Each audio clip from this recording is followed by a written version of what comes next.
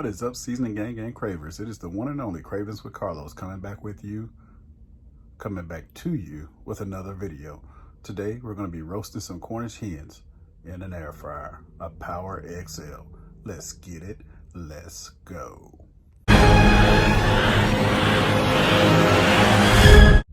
Alright, so meet the co-stars of the show. We got two premium Cornish hens here from Tyson's with no antibiotics in them.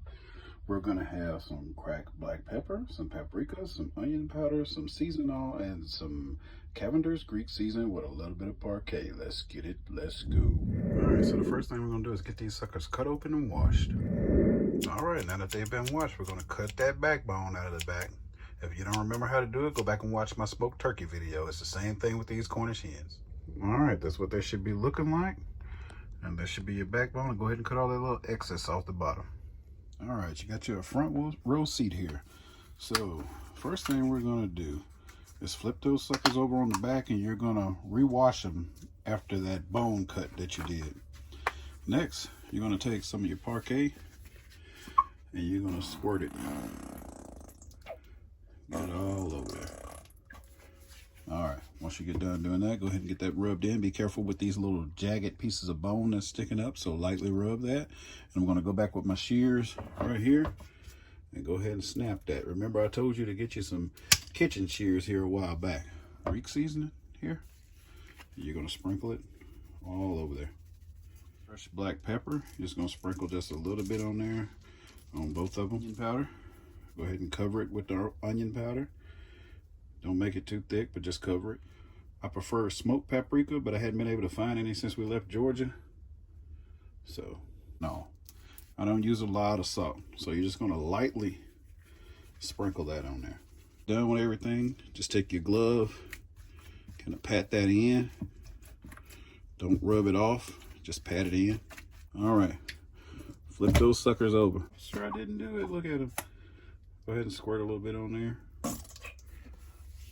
All right, get that rubbed in.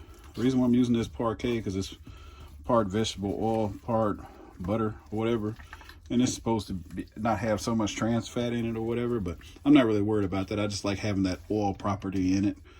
Whenever I'm doing these hens, it just tastes better with that vegetable oil versus some olive oil.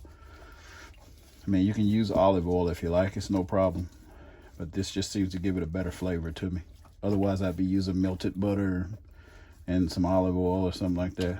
But anyway, see, I still got some of that stuff on my hand, so you won't have to season this side heavy. You want to always season that cavity a little heavier because that's where all the flavor is going to go into the chicken, is through that backside, or your Cornish hen, whatever you want to say here. All right, so on this side, let's go ahead and get some of that Greek seasoning again. Just repeat the steps that you did on the front. All right, Seasoning Gang Cravers, what you have here is two Cornish hens piggybacking on each other. That one's going to help the other one climb on top of the building. All right, let's get this thing started. All right, we got those chickens inside of the steam room. They're done working out for the day. So go ahead and turn that sucker on. We're gonna set it on the French fry setting because that is the 400. And we're gonna take it down to 15 minutes. We're gonna leave it just like it is. Don't even pull the drawer out until after 15 minutes. So let's get that going. I'll see you back after 15 minutes. 400 degrees, 15 minutes in the sweat box. All right, I know some of y'all knows it. Well, no, it's me. All right, we got 4 minutes left. I still want to open this thing up and see what they're looking like. Oh, man, look at that.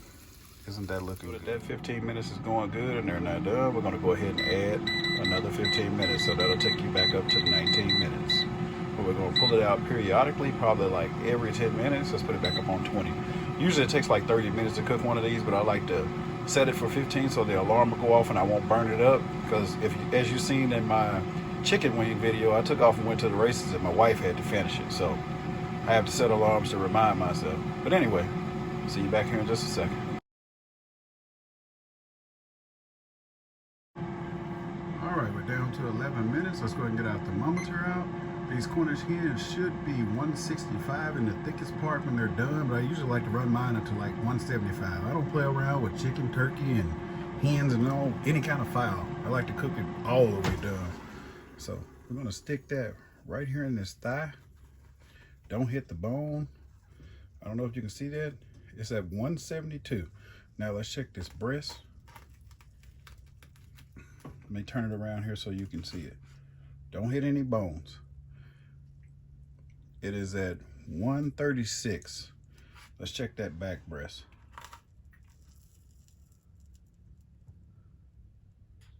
It's at 144. Let's check the back thigh. It's at 163. So we're gonna stick those back in there and let them cook for the other 11 minutes.